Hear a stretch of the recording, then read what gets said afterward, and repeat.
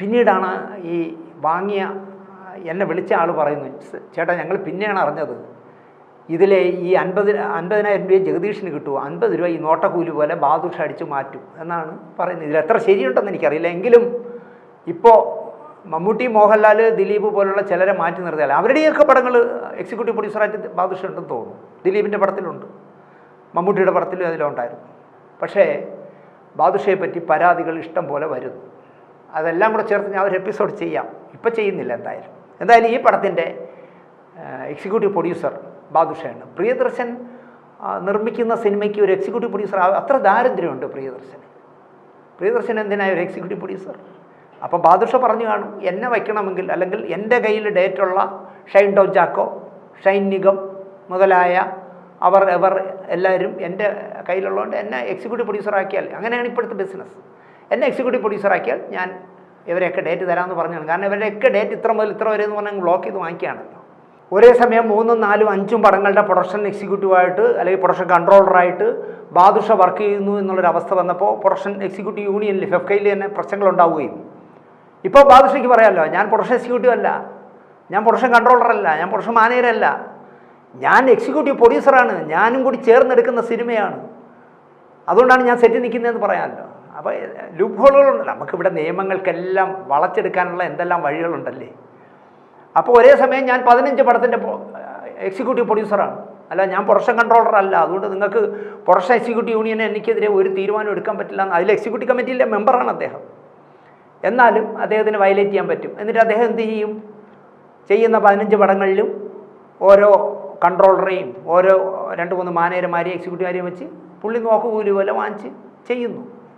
ഇത് ആത്യന്തികമായി ബാദുഷയ്ക്ക് ദോഷം ചെയ്യുമെന്നുള്ള കാര്യം ഉറപ്പാണ്. നല്ല അർത്ഥത്തിൽ എടുക്കുന്നെങ്കിൽ എടുക്കും ബാദുഷ, അല്ലെങ്കിൽ നിങ്ങൾക്ക് ദോഷം വരുമെന്നുള്ള കാര്യം ഉറപ്പാണ്. നിങ്ങൾ പേര് ദോഷം ഏറ്റവും അടുത്ത സമയത്ത് ഉണ്ടാവും. ഉണ്ടായാലുള്ള ഗുണം, നിങ്ങളുടെ പൂർവ്വസൂരികളായ പ്രൊഡക്ഷൻ എക്സിക്യൂട്ടീവുമാർ, സിനിമ നിർമ്മിക്കാൻ പോയ പ്രൊഡക്ഷൻ എക്സിക്യൂട്ടീവുമാർ ഇപ്പോൾ എവിടെ ഇരിക്കുന്നു എന്ന് മാത്രം ആലോചിച്ചാൽ മതി ബാദുഷ. ഇനിയിപ്പോൾ ഇതിൻ്റെ പേരിൽ ബാദുഷയെ പിന്തുണയ്ക്കുന്ന രാത്രി എന്താ പരിപാടി നിൽക്കുന്ന കുറേ എണ്ണം ഉണ്ടല്ലോ. മുമ്പ് ഞാനൊരു പ്രോഗ്രാം ചെയ്തിരുന്നു, രാത്രി വിളിച്ചിട്ട് നമ്മളെ 3 മണിക്കും 2 മണിക്കൊക്കെ വിളിച്ചിട്ട്, എനിക്ക് 2 മണിയാകുമ്പോഴാണ് സംസാരിക്കാൻ ഇഷ്ടം, അതുകൊണ്ട് ഞാൻ വിളിക്കുകയാണ്, നിങ്ങളോട് എനിക്ക് ചില കാര്യങ്ങൾ സംസാരിക്കണമെന്ന് പറഞ്ഞ് ഒരുത്തം വിളിച്ചല്ലോ. അതുപോലെ ഇനിയിപ്പം ഏവനെങ്കിലുമൊക്കെ വിളിക്കും. പിന്നെ ഉണ്ണികൃഷ്ണൻ്റെ സപ്പോർട്ടും ഉണ്ട്. ഇവരെല്ലാം ആര് തെമ്മാടിത്തരം കാണിച്ചാലും ഉണ്ണികൃഷ്ണൻ ദിനേശിനെല്ലാം വിളിക്കും എന്നുള്ള രീതിയിലുള്ളൊരു നിലപാടാണ്. അപ്പം നോക്കാം. എനിക്കതിലൊന്നും പേടിയില്ല. എനിക്കെന്ത് പേടി? എനിക്കൊരു പേടിയുമില്ല. ഞാൻ എപ്പോഴും പറയുന്നതന്നെ ഇപ്പോഴും പറയും, 50 വയസ്സ് കഴിഞ്ഞാൽ ജീവിതത്തിൽ കിട്ടുന്ന ഓരോ വർഷവും ദൈവം തരുന്ന ബോണസാണെന്ന് വിശ്വസിക്കുന്ന ആളാണ് ഞാൻ.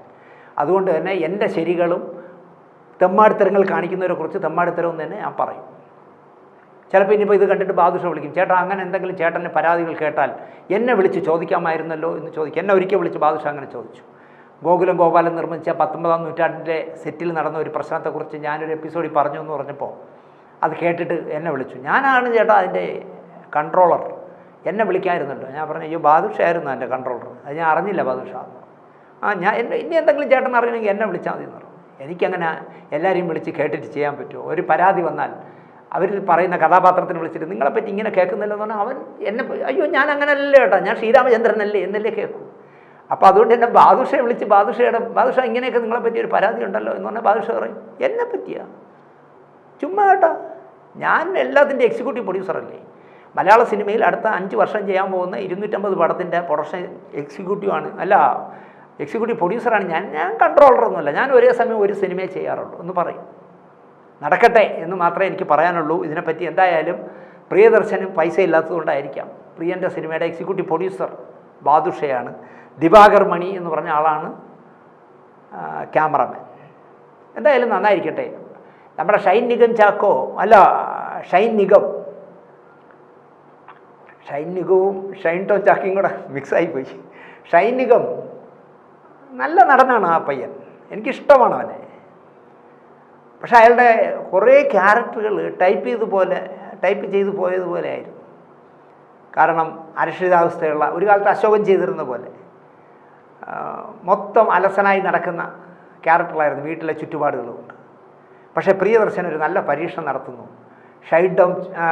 ഷൈൻ നിഗത്തിനെ ഈ സിനിമയിൽ ഒരു പോലീസ് ഓഫീസറായിട്ടാണ് അവതരിപ്പിക്കുന്നത്.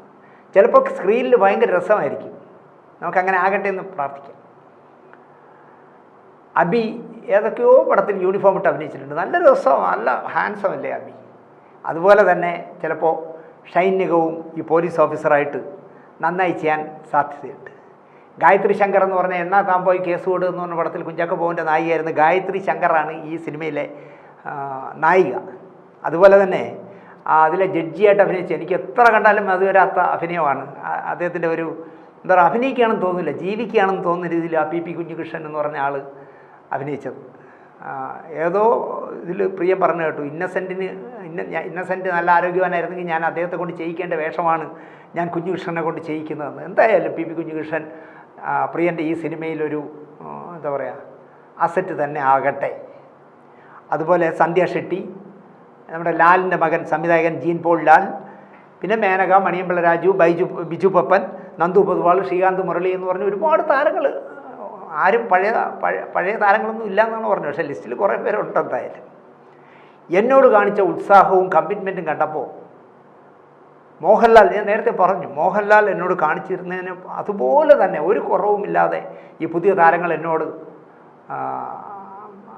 സിനിമ തീർക്കാൻ വേണ്ടി കാണിച്ച ആത്മാർത്ഥത കണ്ടപ്പോൾ എനിക്ക് ഭയങ്കര സന്തോഷം തോന്നി എന്ന് പ്രിയം പറയുന്നു. ആ വാക്കുകൾ കേൾക്കുമ്പോൾ എനിക്കും സന്തോഷം തോന്നുന്നു.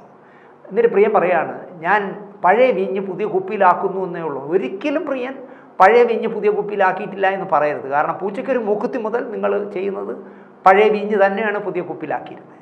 ആണുങ്ങൾ സായിപ്പ് ഉണ്ടാക്കി വെച്ച സിനിമകളെടുത്ത് ചുരണ്ടിയാലും ശരി, മലയാള സിനിമകളെ ചുരണ്ടിയാലും ശരി, താങ്കൾ ചെയ്തിട്ടുള്ളത് പഴയ വീഞ്ഞ് തന്നെയാണ് തുടക്കം മുതൽ ഇതുവരെ.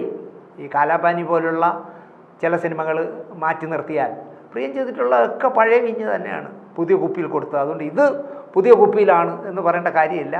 താങ്കളുടെ സിനിമ, താങ്കളെ ഞങ്ങൾ വിലയിരുത്തുന്നത് അങ്ങനെയാണ്. താങ്കൾക്ക് ഏത് വീഞ്ഞ് കിട്ടിയാലും പുതിയ കുപ്പിയിലാക്കി നമ്മളെ പറ്റിക്കാൻ അറിയാം എന്ന് വിശ്വസിക്കുന്ന ഒരാളാണ് ഞാൻ. അതുകൊണ്ടാണ് പ്രിയൻ്റെ പടം കാണാൻ പോകുന്നത് ബ്ലാങ്ക് മനസ്സുമായിട്ടാണ് പോകുന്നത്. കാരണം നമ്മൾ 2-2.5 മണിക്കൂർ ഇരുന്ന് ആസ്വദിച്ച് ചിരിച്ചിട്ട് പോരുക.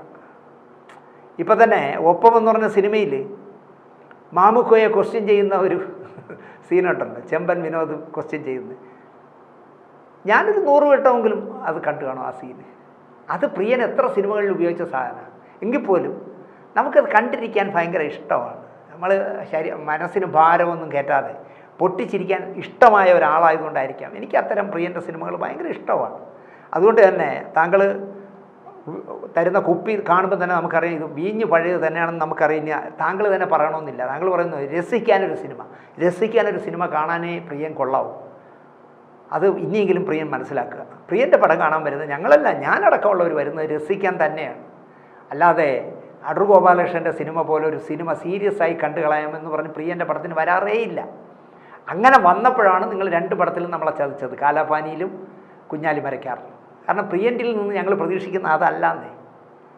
നിങ്ങൾ കാലാപാനി സ്വാതന്ത്ര്യ സമരവുമായി ബന്ധപ്പെട്ട സബ്ജക്റ്റ് ചെയ്യുന്നു എന്ന് പറഞ്ഞാൽ, അല്ലെങ്കിൽ കുഞ്ഞാലി മരക്കാറുടെ ചരിത്രം ചെയ്യുന്നു എന്ന് പറയുമ്പോൾ, നമ്മൾ ഗാന്ധി സിനിമ മുതൽ ഒരുപാട് സിനിമകൾ, അംബേദ്കർ അടക്കമുള്ള ഒരുപാട് സിനിമകൾ നമ്മുടെ മനസ്സിലൂടെ ഓടിപ്പോവും. അതുപോലുള്ള ഏതെങ്കിലും ഒരു സിനിമയാണെന്ന് വരുമ്പോഴാണ് താങ്കൾ വഞ്ചിച്ചു എന്ന് നമുക്ക് പറയേണ്ടി വരുന്നത്.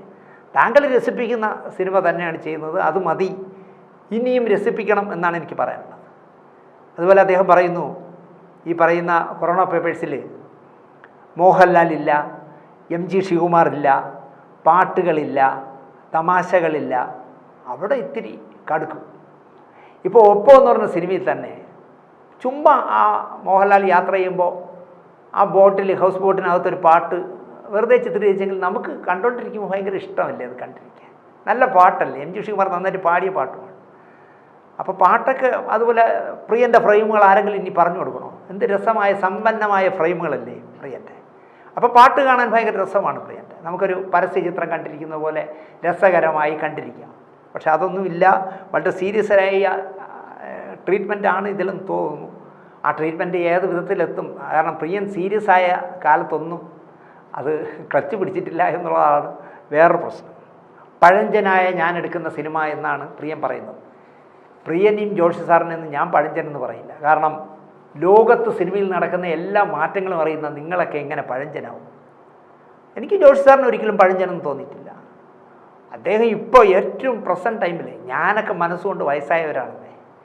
ജോഷി സാറൊക്കെ അദ്ദേഹത്തിന് 70 വയസ്സൊന്നും നമുക്ക് ചിന്തിക്കാൻ പറ്റില്ല. കാരണം കറണ്ട് സിനിമ, ലോകത്തിറങ്ങുന്ന നോട്ടബിളായ കറണ്ടായിട്ടുള്ള ഇപ്പോൾ ഏറ്റവും പുതിയ സിനിമയുടെ ടേക്കിങ്സ് അല്ലെങ്കിൽ അതിൻ്റെ ടെക്നിക്കൽ കാര്യങ്ങളിൽ എന്തൊക്കെ വരുത്തിയിട്ടുണ്ടെന്ന് പഠിക്കുന്ന ആളാണ് ജോഷി സാർ.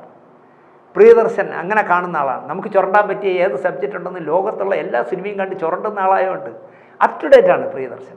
അപ്പോൾ അങ്ങനെയുള്ള പ്രിയൻ സ്വയം പറയാണ്, പഴഞ്ചനായ ഞാൻ എടുക്കുന്ന സിനിമയാണ്. നിങ്ങൾ പഴഞ്ചനൊന്നുമല്ല, നിങ്ങൾക്ക് പഴഞ്ചനാവാൻ കഴിയില്ല എന്നാണ് എൻ്റെ വിശ്വാസം. അതുകൊണ്ടാണ് താങ്കൾ ഇപ്പോൾ എന്തായാലും 10-65 വയസ്സായി കാണും. മോഹൻലാലിനേക്കാളും മൂത്തതാണ്. താങ്കൾ ഇപ്പോഴും വളരെ ചുറുചുറുക്കോടല്ലേ ആ പത്രസമ്മേളനത്തിൽ പോലും താങ്കൾ എന്ത് സ്മാർട്ടായിട്ടിരുന്നാൽ സംസാരിക്കുന്നത്. പ്രത്യേകിച്ചും ഏതൊരു ചാനലിൽ കണ്ടപ്പോൾ കണ്ണട വെച്ചിട്ടില്ല. കണ്ണട വയ്ക്കാതിരിക്കുന്ന പ്രിയനാണ് എനിക്കിഷ്ടം. ഈ അന്തൻ്റെ കണ്ണടയും വെച്ചുകൊണ്ടിരിക്കുമ്പോൾ നിങ്ങൾക്ക് കണ്ണിന് ക്രിക്കറ്റ് ബോൾ കൊണ്ട് ഒരു പ്രശ്നമുണ്ടെന്നുള്ള കേരളത്തിലെ മലയാളിക്ക് മുഴുവൻ അറിയാം. എന്നാലും ആസ്ഥാനത്ത് ഈ കണ്ണടയും വെച്ചിരിക്കുമ്പോൾ എന്തോ ഒരു അപങ്ങി തോന്നും. പക്ഷേ കണ്ണടയില്ലാതെ ഏതോ ഒരു ചാനലിൽ ഇൻ്റർവ്യൂ ഉണ്ടപ്പോൾ എനിക്ക് ഭയങ്കര ഇഷ്ടം തോന്നി. ഞാൻ അത് മുഴുവൻ ഇരുന്ന് ശ്രദ്ധിച്ച് കേട്ടു. അദ്ദേഹം പറയുകയാണ്, ജോഷിക്ക് കയ്യൊപ്പുണ്ട് മലയാള സിനിമയിൽ. അതായത് ജോഷി ഒരു സിനിമ എടുത്താൽ ആ സിനിമ എങ്ങനെയായിരിക്കുമെന്ന് പ്രേക്ഷകന് ഒരു ധാരണ ഉണ്ടാവും എന്നാണല്ലോ ഈ കയ്യൊപ്പുണ്ടെന്ന് പറയുന്നത്. IV ശശിക്ക് അങ്ങനെ ഒരു കയ്യൊപ്പുണ്ട്, തീർച്ചയായിട്ടും കയ്യൊപ്പുണ്ട്. IV ശശിയുടെ സിനിമകൾ എന്തായിരിക്കുമെന്ന് നമുക്ക് നല്ല ബോധമുണ്ട്. അങ്ങനെയുള്ള സിനിമകൾ ചെയ്യാതെ IV ശശിയെ പോലുള്ള ആൾ ഇടയ്ക്ക് കയറി വെള്ളത്തുപോലെ പച്ചത്തുപോലെ എന്നൊക്കെ പറഞ്ഞ് എന്തൊക്കെ സിനിമ ചെയ്തപ്പോഴാണ് അത് വീണു പോയത്. ഇപ്പോൾ ജോഷി സാർ ഇണക്കിളി എന്ന് പറഞ്ഞൊരു സിനിമ ചെയ്തു. ആർക്കെങ്കിലും അറിയോ? കൊച്ചിൻ അനീഫയുടെ കഥയിലോ തിരക്കഥയിലോ ഒക്കെയാണ് ചെയ്തത്. 10 പൈസ വിറ്റ് പോയില്ല. കാരണം ജോഷി സാറിൻ്റെ നിന്ന് പ്രതീക്ഷിക്കുന്നത് ഇണക്കിളിയല്ല, ന്യൂഡൽഹിയാണ്. അതാണ് പ്രശ്നം. അപ്പോൾ അവർ രണ്ടുപേരും കയ്യൊപ്പ് ചാർത്തിയവർ തന്നെയാണ്. പക്ഷേ എനിക്കങ്ങനെ ഒരു കയ്യൊപ്പില്ല എന്നാണ് പ്രിയം പറയുന്നത്. കള്ളമാണ് പ്രിയം പറയുന്നതെന്ന് ഞാൻ പറയാം. അല്ലെങ്കിൽ നിങ്ങൾ പറയൂ എന്നുള്ള രീതിയിൽ നമ്മളെ കൊണ്ട് പറയിക്കാൻ വേണ്ടി പറയുന്ന നമ്പരായിരിക്കും. പ്രിയന് കയ്യൊപ്പുണ്ട്. പ്രിയ, നിങ്ങളുടെ സിനിമ കാണാൻ ടിക്കറ്റ് കൗണ്ടറിൽ ചെന്ന് കാശ് കൊടുത്ത് ടിക്കറ്റ് വാങ്ങുമ്പോൾ എനിക്ക് നിങ്ങളുടെ കയ്യൊപ്പ് എൻ്റെ മനസ്സിലുണ്ട്. അതുകൊണ്ടാണ് നിങ്ങളെ പടം കാണാൻ വരുന്നത്. പ്രിയദർശൻ്റെ പടമാണല്ലേ, കണ്ടേക്കാം എന്ന് പറഞ്ഞ് പോകുന്നത്. അതുകൊണ്ടാണ് നിങ്ങൾ മോഹൻലാലില്ലാതെ ഈ അടുത്ത കാലത്ത് ലോട്ടറി അടിച്ചൊരു പടം ചെയ്തില്ലേ, ആ പടത്തിൻ്റെ പേര് ഞാൻ പറഞ്ഞു, ആമയും മൊയിലും. ആമയും മൊയിലും അതിലാരിയിരിക്കുന്നു? നന്ദു അടക്കമുള്ള കുറച്ച് താരങ്ങളെ വെച്ചെടുത്തൊരു സിനിമ, നെടുമുടി വേണു അടക്കമുണ്ട്. പക്ഷേ നമ്മൾ ആമയും മൊയിലും കാണാൻ പോകുന്നത് പ്രിയദർശൻ്റെ സിനിമയാണ്, ഒന്ന് കണ്ടേക്കാം എന്ന് പറഞ്ഞിട്ട്. അപ്പം നിങ്ങൾക്ക് കയ്യൊപ്പില്ലെങ്കിൽ ഞാൻ കാണാൻ പറ്റും. നിങ്ങൾക്ക് കയ്യൊപ്പുണ്ട്. 2-2.5 മണിക്കൂർ തിയേറ്ററിനകത്തിരുന്നാൽ ഒന്നും ആലോചിക്കാതെ മനസ്സിൽ എന്തെങ്കിലും ടെൻഷനോ സങ്കടമൊക്കെ ഉണ്ടെങ്കിൽ പോലും അത് അലിയിച്ച് കളയുന്ന തമാശ സിനിമകൾ ചെയ്യുന്ന ആൾ, അതാണ് പ്രിയൻ. തീർച്ചയായിട്ടും നിങ്ങൾക്ക് കയ്യൊപ്പുണ്ട്. ഞാനിനി കോമഡി എടുക്കില്ല. പ്രിയൻ പറയാം, ഞാനിനി കോമഡി എടുക്കില്ല. അപ്പം നിങ്ങളെ കൗണ്ട് ഡൗൺ തുടങ്ങിയെന്ന് ഞാൻ പറയും. നിങ്ങൾ കോമഡി അല്ലാതെ സീരിയസ് സിനിമ എടുക്കാൻ പോയാൽ നിങ്ങൾ അട്ടർ ഫ്ലോപ്പായിരിക്കും പ്രിയൻ. അത് ഉറപ്പാണ്. നിങ്ങൾക്ക് കോമഡി സിനിമ എടുക്കാൻ പറ്റും. നിങ്ങൾ കോമഡി സിനിമയെ എടുക്കാവൂ. കാരണം നിങ്ങളുടെ മനസ്സ് മുഴുവൻ ചിരിയാണ്. അങ്ങനെയുള്ള ചിരിപ്പടങ്ങൾ എടുക്കാൻ ഇവിടെ ആൾ വളരെ ദുർലഭവുമാണ്. ചിരിക്കുന്നവർ തന്നെ സിനിമയിൽ കുറവാണ്.